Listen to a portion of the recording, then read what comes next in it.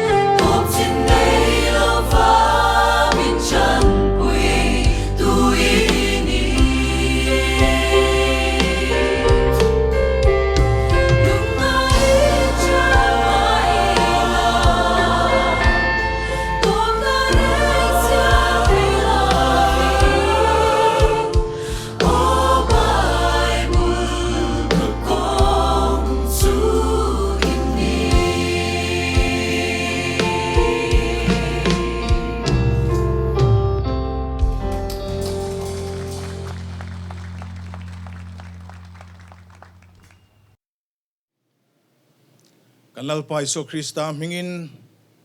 le Bible Society of India Aizol Auxiliary mingin sibay kan bu ka cheu pathian thu thiang hlim ilongai thlang u zol nei sai le khabu bung som pani chang li atanga chang ruk thleng hian lungai thla ila lalpa hna chuan lom thu sil ula a ming lam ula athil ti te chu hril ula athil ti te chu mitin zinga hriat tir ula a ming chu choi moi na omti soiro u lalpa choi moin hlasar u ani chuan thil thaber te chu lo ti to sia chu chu leilung lo zong zonga hian hriatin omro se zayon omte u ring takin aw ula aw tuar ro u Israel ho mi thiang hlim in zinga om chu aro pui si a amen zaina hian program poimo tak proclaim ti chu Bible Society of India Aizol Auxiliary chuan alo bua sai theita a he hun kan man theina tura pathian hruaina kan donte koshan hote in pek na le thnem ngai na kan donte wangin lom thu ka soinon le a he kan program ming proclaim kan hanti hi sap trong ania puang hriatir tina te ni mai ome kan ril ro om dan bera chuan Bible he kan Bible pathian thu tak kan mu Krista chanchin tha hi a thei dan kong a puanga la sheve lo te hriatir tur kan ni zia talan nan he kan program ming hi proclaim ti in kan vua ani Bible le lin le achut le asem dar na hi ko san sang te hian mani bil thevin mani pual te a be mai lovin Bible Society kuta kan da tlang theva chu Bible Society a chuan Bible pakhatin aphuar khom ko san sang ten herong bol na poimo tak hi kan thok ho mek ani chu tiang taka ko san ho te tho ho na ro pui taka wang chuan tu na hian ke mani lam ti theile kan ro pui wang po ni lovin India rama chanchin thashil konga Bible Society rong bol na bi ka tholo ma te ama suai tu kan nia hun rei taka changa voin thleng hian India rama ma suai tu kan lani theizel ani hetianga kan ti theina chan hi Mizoram hi India rama state house saber ani wang ani loti kan setlang veka helaya kan auxiliary chunga mi te hian khovel sumle pai le ro puina le hausak na kan nga big wang ani loti a chiang tu te vek kan ni zaina hena chan om chun chu pathian mi te thanem ngai na le pathian thil ti theina atan kophian thilmak a thleng mai thin voina hian Bible Society of India Aizol Auxiliary chanchina kan mu thil ro pui em chu pathian mi te tran rual na kan in pung khat na kan thanem ngai na le pathian thil ti theina atang kopa he thil ro pui hi alo chuak ani chu wangin voina hian lom thu in sil tur chung om lo mai la ko san ho te herong bol na ta na ring tu Christian herong bol na ta na in pe te zong chunga lom thu kan soya pathian hi alom ve nge yang ti po kan ring ani Christian tu po hi chanchin thashil tura ko kan nia pathian thu puanga ala sevelo te na sil zel tura ko kan nia chu mo phurna chu sia in theito chua zelila ko san pol eng po nila rin na kunga chuan kan rin dan te chu loin ang lo bok ma sela he Bible pathian thu tak hian min phuar khom sela lalparam zau turin la shelo te ta na a thu tak shetir turin ko san ho te in phuar nget zel lang utin zaina hen kan som ani pathian he nai tong trai ang ku lalpa kan pathian kan phu lo khongai na zaina in he na tangin kan dong le ta a irong bol na hian lalpa engemoti zong tala tho ve kan cha ka kan duwa ma se kan thiam na te kan chak na te le kan thei na ten atlin thin lo nima se lalpa kan ti thei tok nangin min pom saka I Bible thiang hlim thil ti thei khandai hriam to nengangai poya hriam zok I thu thil ti thei chu a the dar zel na tur kongalalpa mo phur ve tur le enge motel ve na nei thei tur min ko awangin lom thu kan hrila che he rong bol na hen kan zawai hen min ko vani ti min hriat non tir le la he rong bol na hian lalpa imi te in thurwala thukhat vua in pum khatalung rual takai ta na kan tho zel theina turin I tharau thiang hlimin nang min thuam thar le thewang che shrilenga wangin hun rei tak chu rong bol na le thil tam tak chu lalpa kan lo chol sana kan ti theilo ani nima silalpa I thu mamo na ero hi chuan top chin anei velova khovelin I chanchin tha amamo na hi azual deu sia chu wangin I chanchin tha hi top ve mai the ni lo wangin ring tu ten thanem ngai taka hen nai kan chun zom zel the nan min tran puyang che zaina kan program zong hi ro pui nan kan hlana zaina hian hlim hlop atan le en nom atan he muna hian kan local lova I ming ro pui na tur la I rong bol na ta na chak na thar la turin I mi te kan locala he program hi kan thir ani khongai takin I ro pui na turin engkim kan ti himin man sakang che kan lalpai so Krista mingin kan dile amen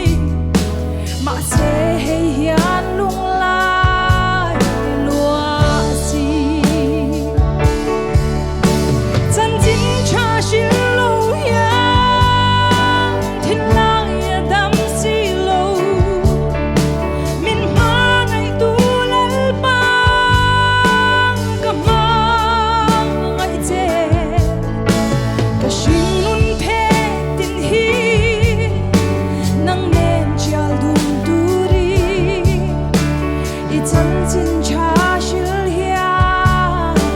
shing lun mang zel na nge chan chin cha she lo hian ma mo na she lo hian muang ten lai tua lan le eng dang reng don lo vi Krista chan chin shila an dam na shil tur hian lal pan min go min nga reng si chan chin cha shil lo hian thin lai dam si lo min ma ngai tu lal pa ka ma ngai che ka shin lun phe tin hi nang nen chial dun tu ri I chan chin cha shil hian shin lun mang zel na ye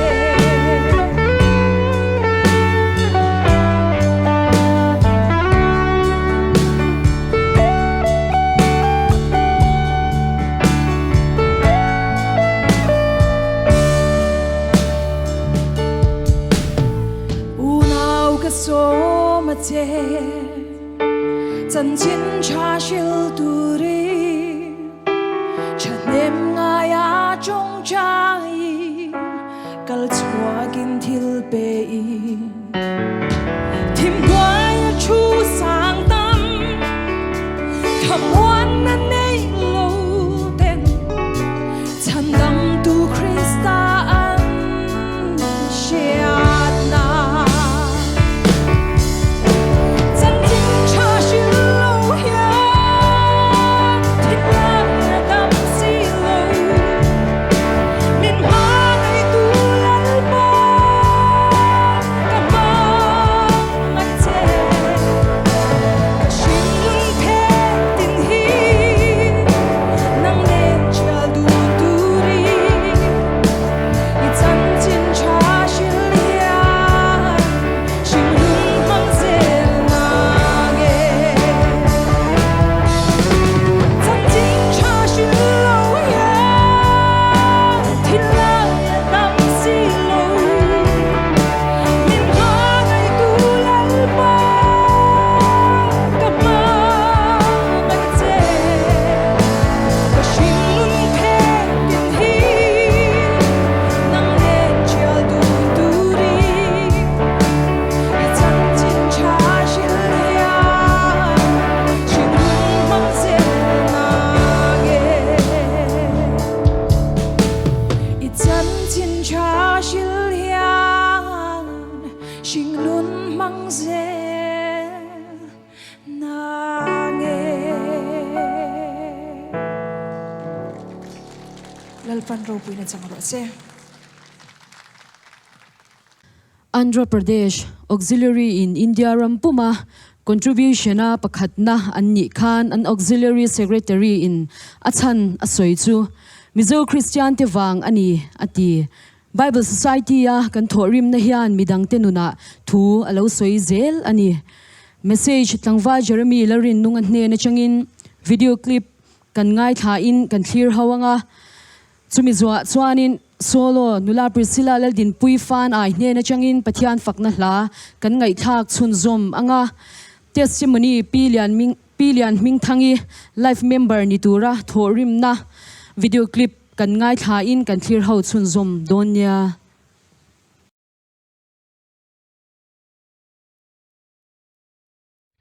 Bible hi poi mo emema I kanun na le kan le ko thiang hlem kan nei chhun ania chu wang chuan kal na mun sang sanga te ka thileng kim ti na hian ka king thina chuan Bible han thudu deuh ngai kanaya sam number sum thum pasari na changa hi yom dan tur chulel pa chunga ngatla ama churingla aman ativekang ti hi Bible kain nga na ani ve boka Bible ma ni chong nge ya la chiar ve thelo ti tam tak an oma Bible Society rongbol na kaltlanga rongbol zong zong tu te chanem ngai tai rong ilo bol chumzom thei je turin karongen bok chewa Bible Society a member theina pianga member ni ve thau itumang u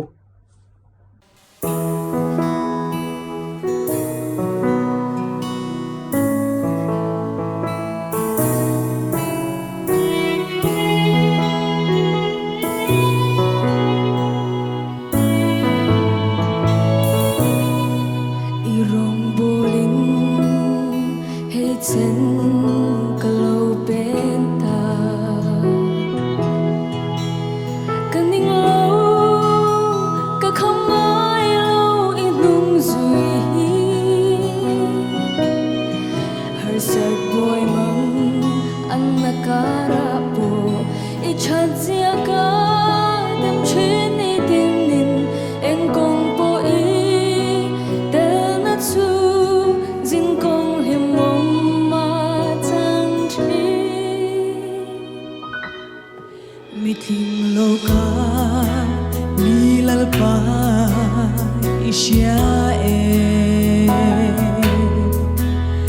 ka thiam le hey na te a be thang si a ma se mana chang ti pung tu kha voin thleng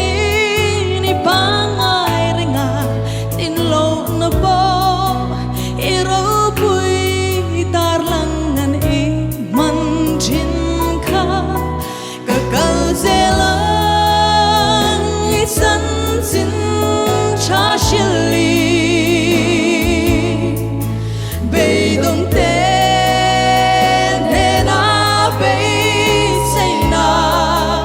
then in boral me te ne na sandam na ko mu itang ka penzelang ka thi theng boy kanon ka nei ka thin lung zong lani ka zui zelang se van in khen khen ni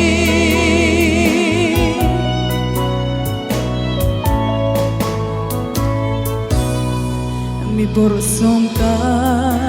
mi lalpa isya e taglo na hwal velin om thin ma ila ka ban san lom ka tha phal love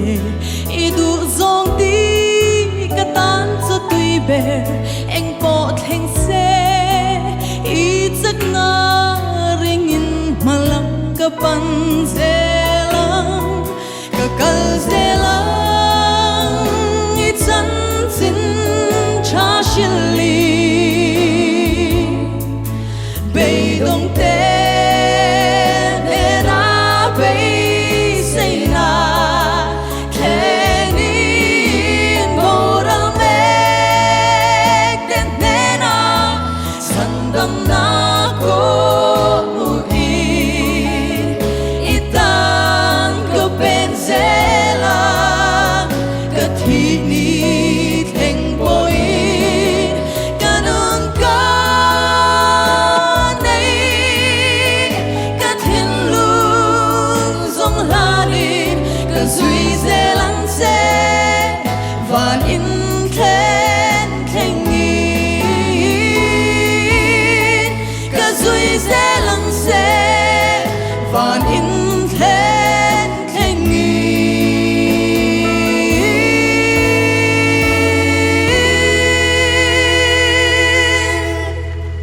del paro pi berose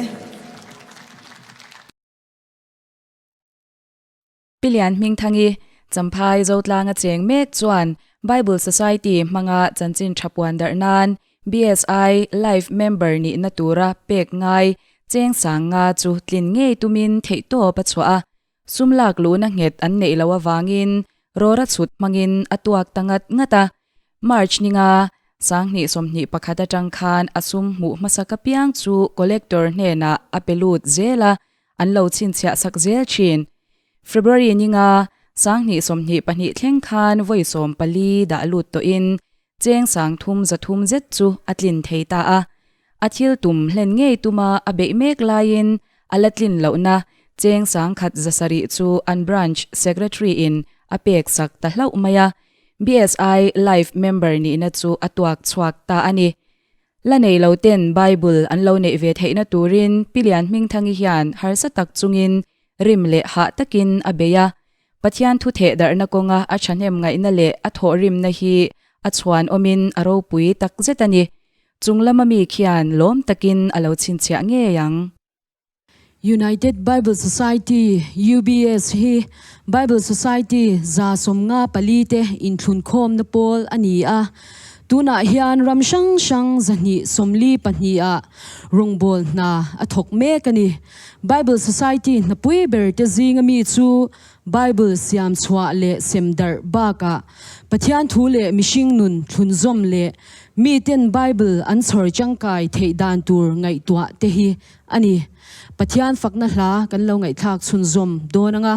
solo tlangwal Israel pachuaw ne na changin pathian fakna hla kan ngai tha anga fakna hla kan ngai thak zwa hianin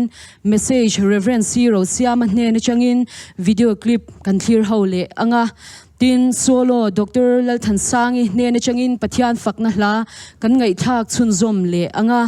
message upa deng ming thanga ne na changin video clip kan clearin kan ngai tha hole don ani tin solo nula Stacy punte ne na changin pathian fakna hla kan ngai thak chun zom le don ya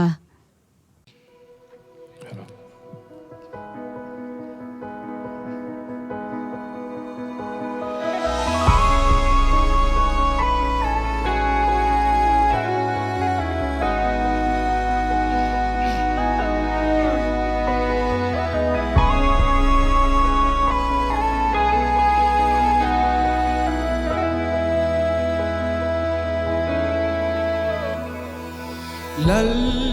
El Shaddai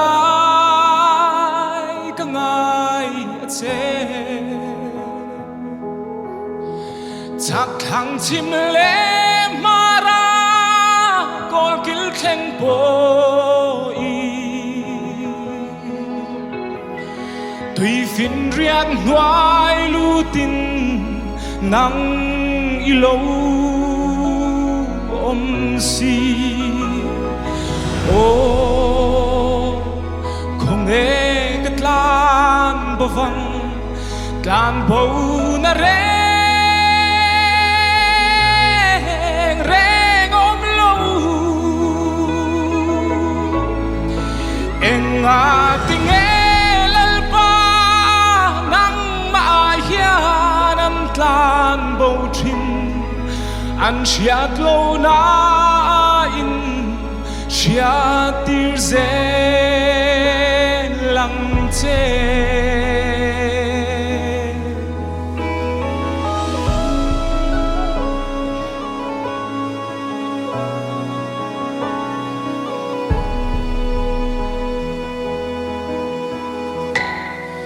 y lấy câu săn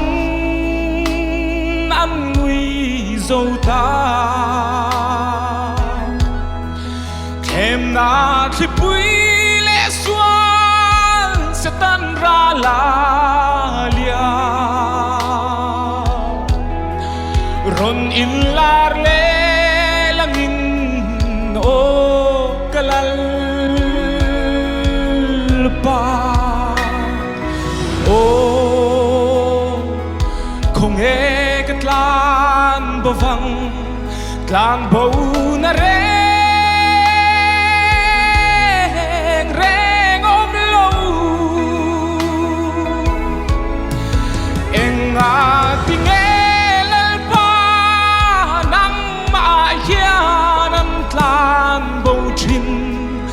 an chiat lâu na in chiat tir ze lăng che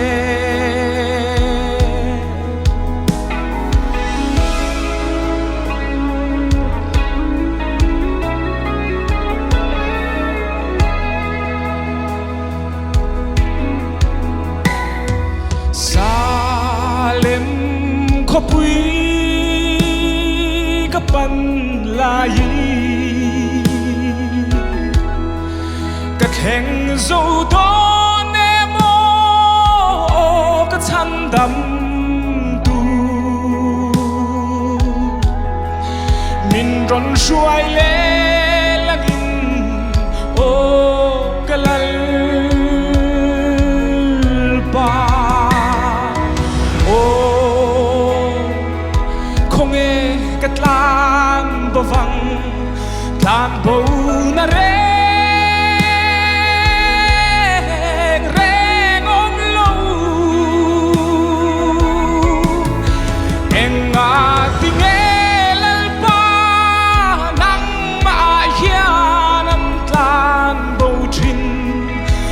chia lâu na in chia tir ze lăng che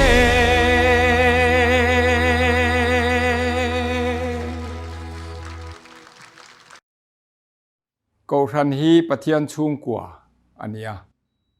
Bible Society hi câu ran thazar nuaya câu ran du saknain câu ran thoi tu ten andina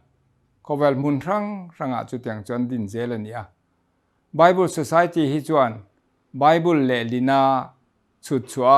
semdan na chia hi thotuma mitinin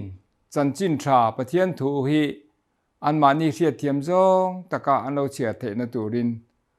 trong tin renga le lina semdar hi atum ber ani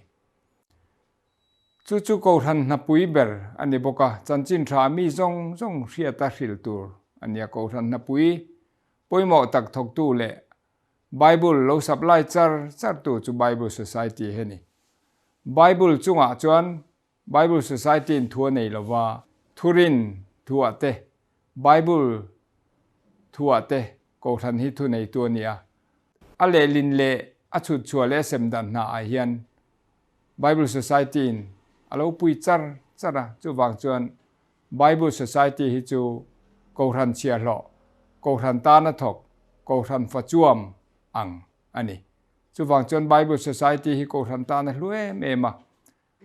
Bible Society point ko ran hen chan tata ko ran tan a thok bokani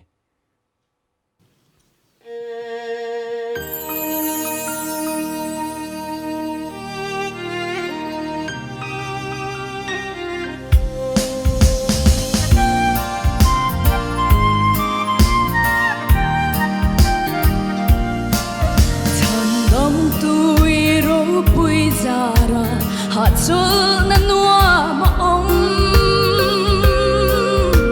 ít thấy na in buai na tin re ngã ta min shuai chuak la mang a na nên thiên la mang a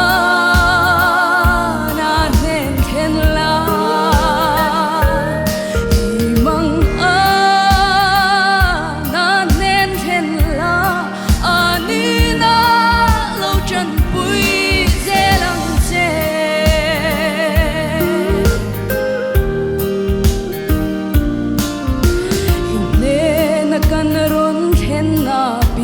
lòng ta kini thang chi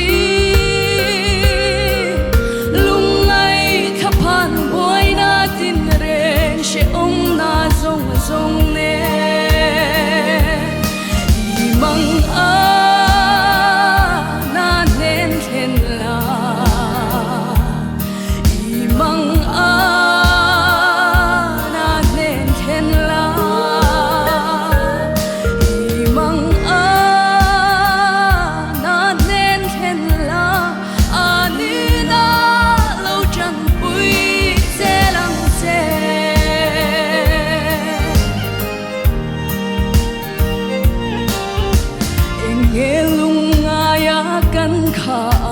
she om na lo thenin ring lo te la vinan khurang kan lom na ni a chua mang a na nen then la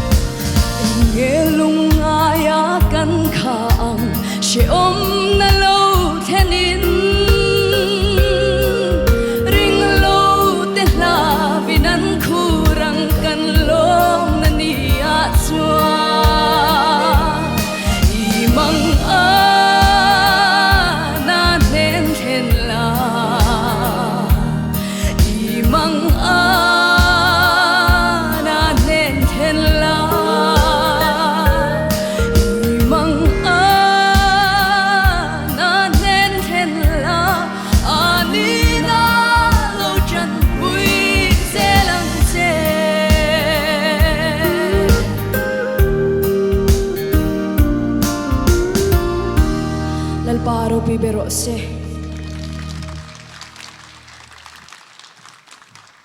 tun khovela hian trong sang sari zathum som sari le pariat a om meka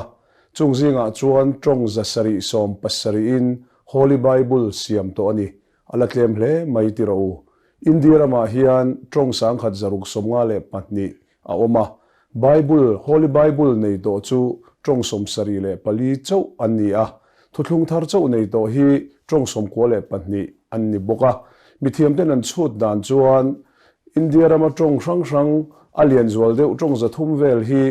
le lin to pathian thu siam to ni seng chuan chanchin thakril na hian om zenei deuh tura kanin ngaya anti a chumi trong zathum chau thleng tur po chuan trong za som thum le pali le lin alanga yani chu Bible Society a hian in lo ha rei to a in lo thok rim rei to a in zawaya chunga lom phu kan soya pathian na pui hi ala tul em awangin tu ma chol man kan lani lova trong trai na nen in sum le pai in thil nei te ron tho puya pathian ro puina ta na chezel turin kan som cheu ani e lalpan mal som cheu ro se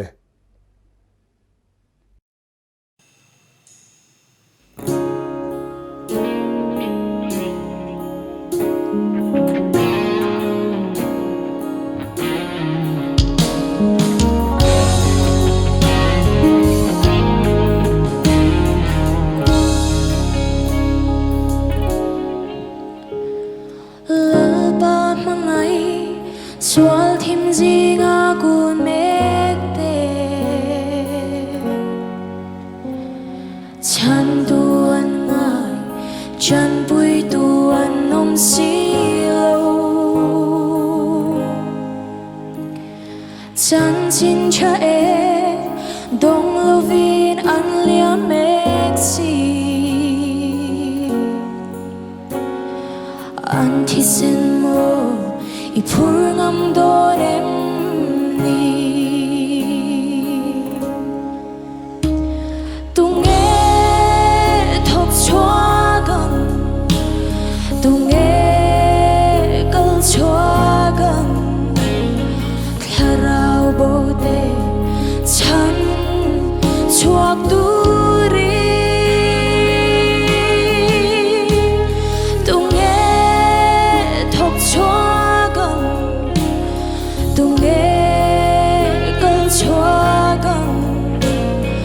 lalpan minso chalai roal te u kharau bote chan chuana na thok durin kan chat lai ya lalpa tani chwak ang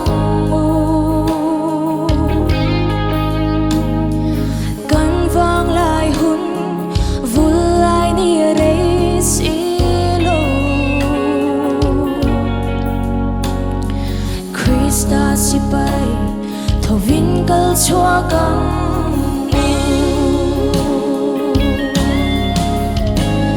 tunge thok chua gam tunge kal chua gam kharau bote chan chuak duri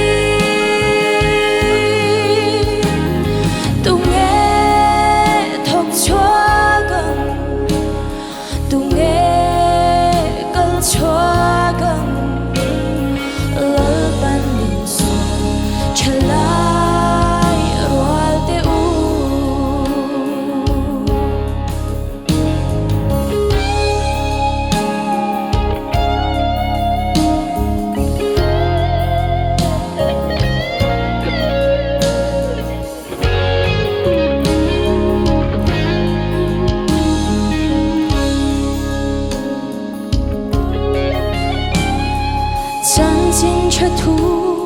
và vậy puya kalta ten hoài sen takin an buang chuak za mai lovin an nung tolo an non an la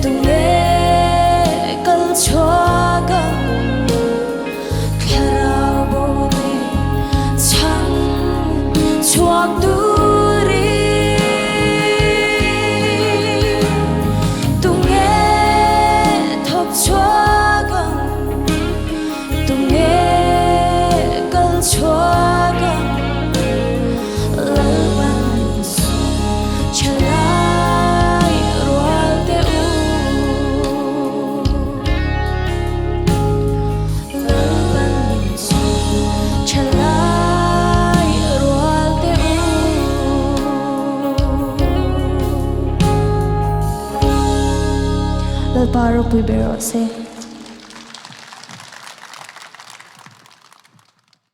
Dimapur Auxiliary Secretary chuan Manipur State a Churachandpur District le Haflong North Kachar Hills District a an sum mu thatna chan chu Mizorama an Mizo unaute ronchun en awangani ti in asoi Bible Society a kan thorim na hian Bible asiama Bible a letlinga Bible a chu chau ni to lovin kan che vela Christian te hi alo ti chaktel reng to alo ni solo nula sindi lal thanpui ne na changin pathian fakna hla kan ngai tha anga fakna hla kan ngai thak zwa hianin testimony missionary rongbol na video clip kan ngai tha in kan clear hole anga solo tlangwal ke zorem muana ne na changin pathian fakna hla kan ngai tha anga message pu arlal biak sanga ne na changin video clip kan ngai tha in kan clear hole anga solo nula pc vanlasia ti ne na changin fakna hla kan ngai thak chun zom donia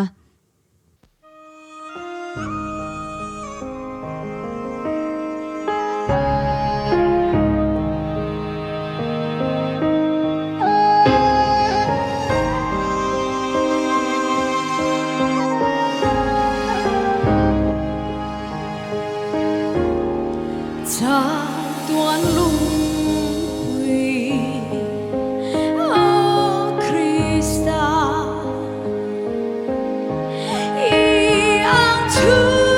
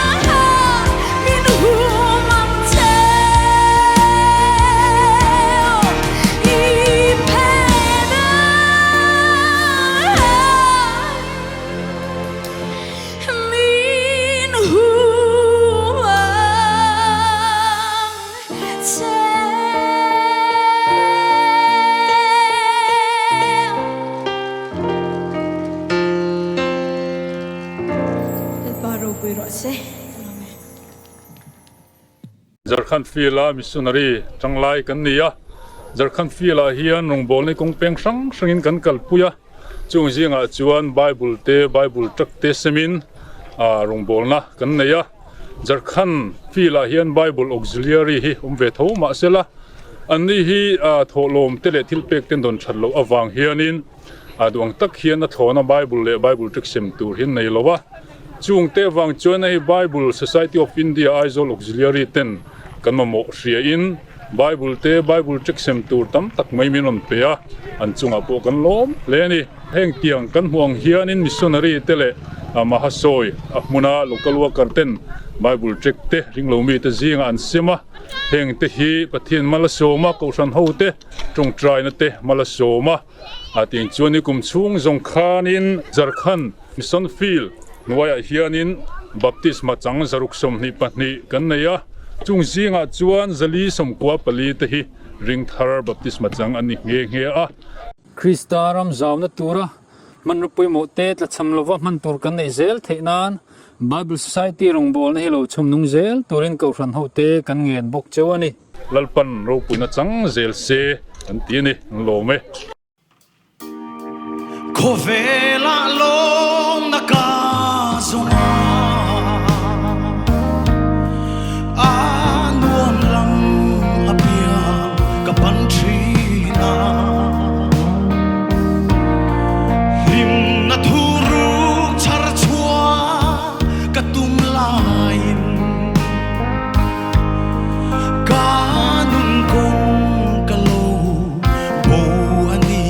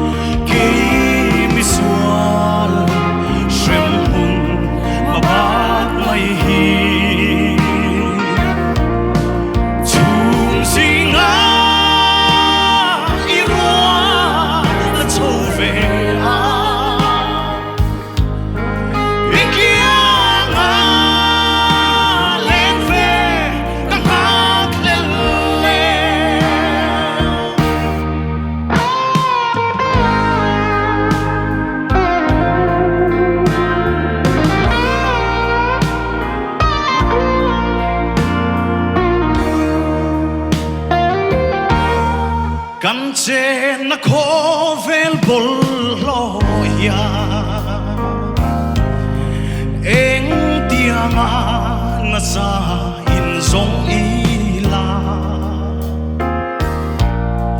lim na min pe thei lo ti ka reta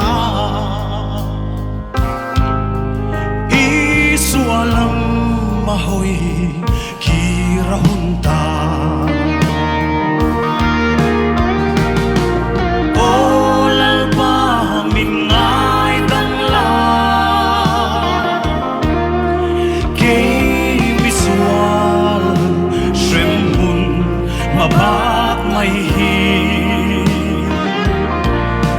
Chung zinga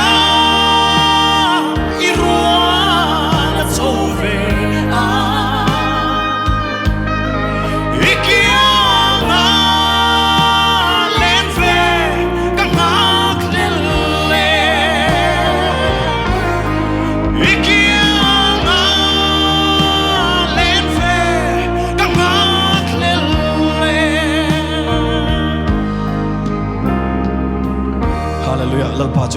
se Pathian in talent sang min pe a Pathian rongbol tur hian kan theina ain ang mi alova thu soya ko klak mi alokte zaya ko klak mi alokte po hi kan theini amai ro chu voinia hian Pathian in mi zong hi achan chin tha puang dar turin min ko feka ma soi thiam lote shil thiam lote sathiam lote nima ila Bible Society kaltlang hian nasatakin chanchin tha kan puang chuak theini chai naram chanchin an soite po Bible awanga Pathian ro puina lo lang tam takhi soitu mi in an sia angai nom em ani chutiang anga mala a Pathian chanchin tha puang dar turin Pathianin ako cheni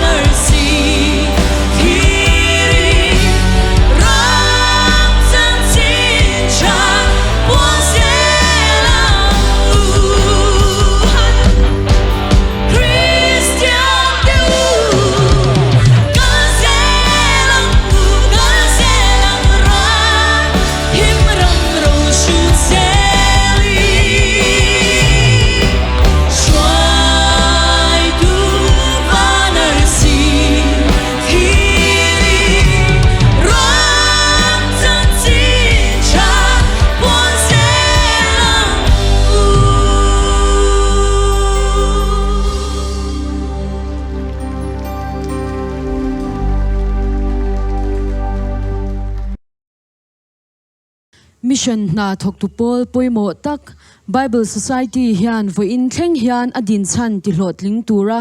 beizelin ma son zela he huang chunga hian kaushan shang te tho ho na le in lungrual taka mi puinol pui chet ho na ro pui tak chu moi takin apar chuak mek ani he in pum khat na ro pui takhi chom nung zela pathian thu manga khovel chun eng zel turin theitop i chwa chun zom zelang u Ben the prophets kan so manga kan som zwa hianin mal som na a zan in kan hun mante min chin turin